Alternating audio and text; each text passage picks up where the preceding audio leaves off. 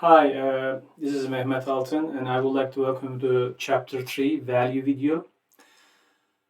We learned in the previous chapters that both buyers and sellers should benefit from the transaction, meaning that besides the seller, the buyer should also gain something.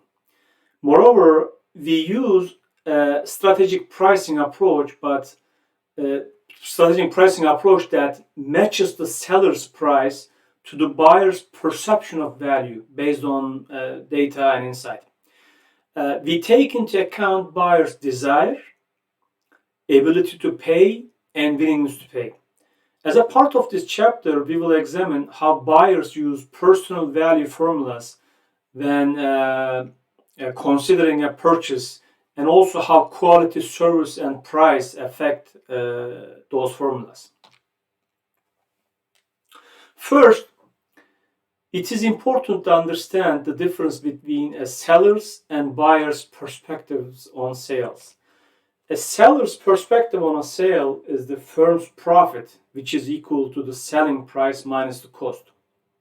The benefit here is tangible, right?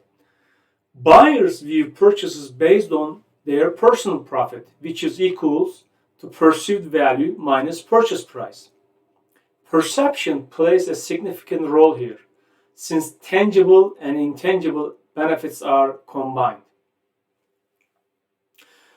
There are some reasonable expectations buyers have when they decide to purchase. An example would be a clean room in a hotel or a decent, safe meal in a restaurant.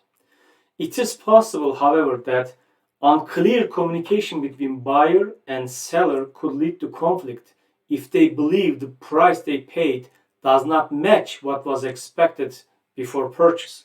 So they have some kind of perceived value in their mind, but they come there and they say, this is not what I was expecting. So communicating the seller's value proposition clearly to the buyers is extremely important, essential.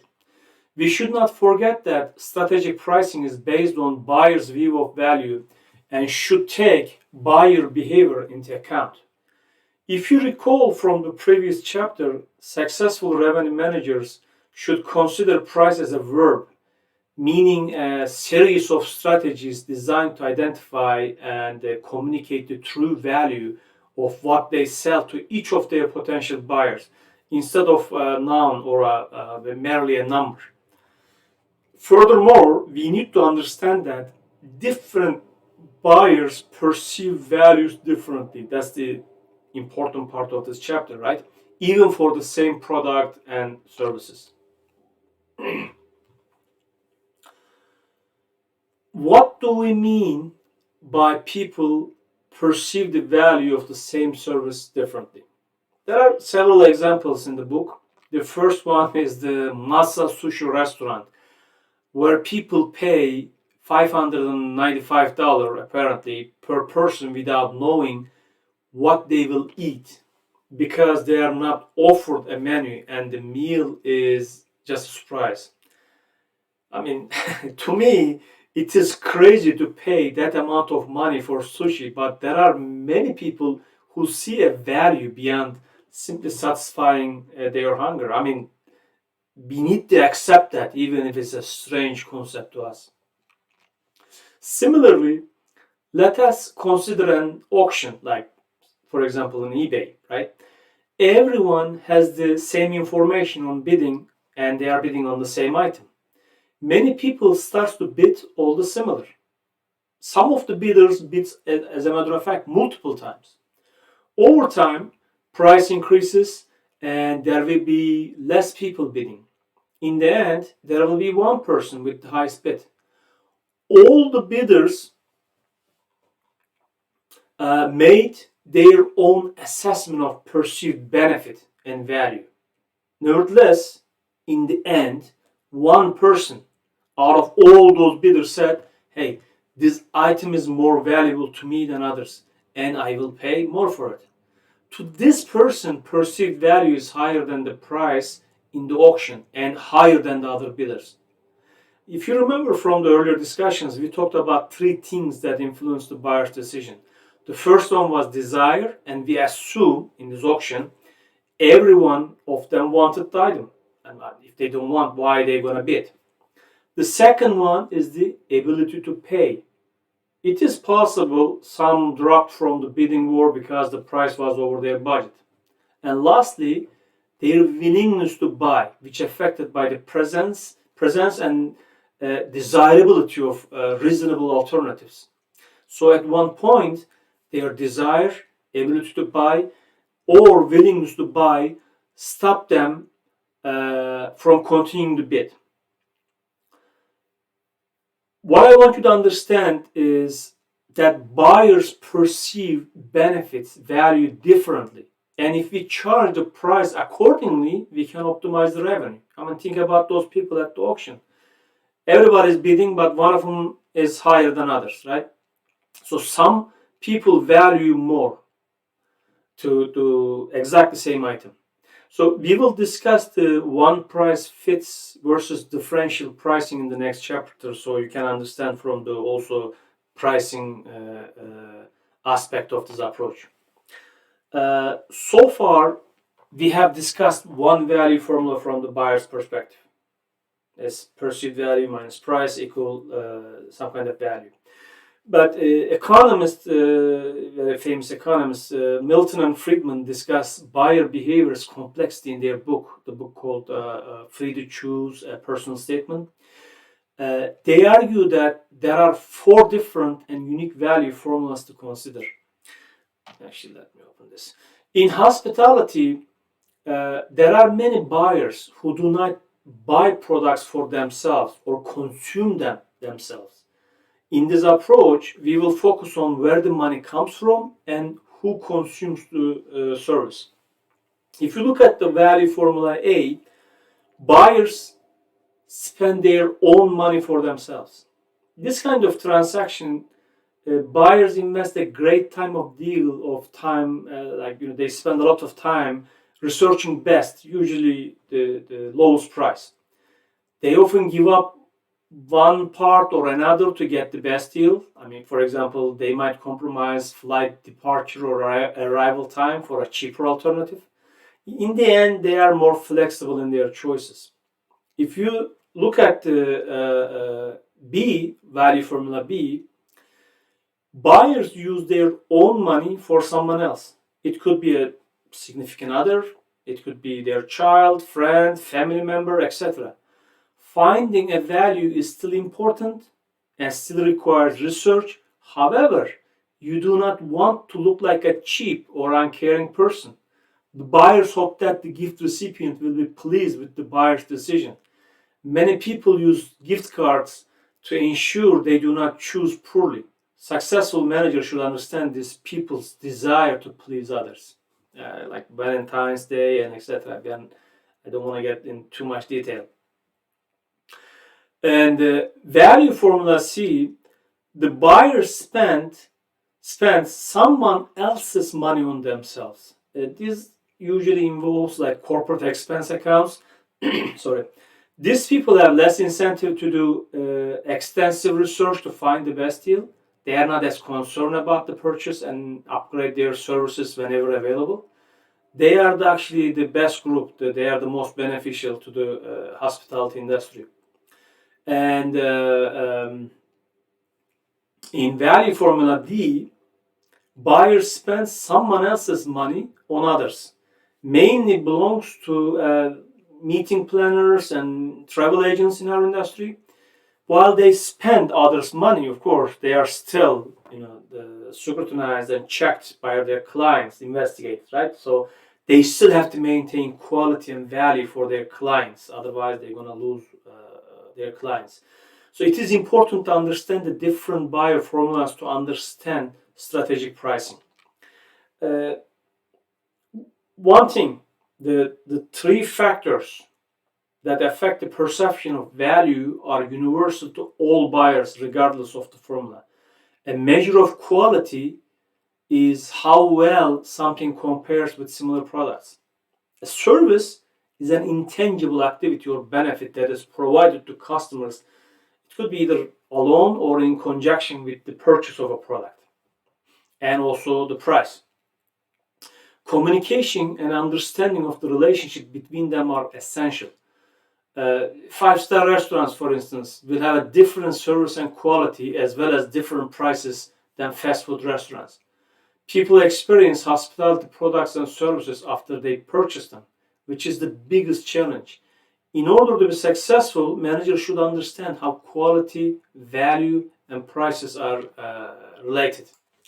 First, I want you to understand that high quality does not necessarily represent a good value, nor does a low price represents good value.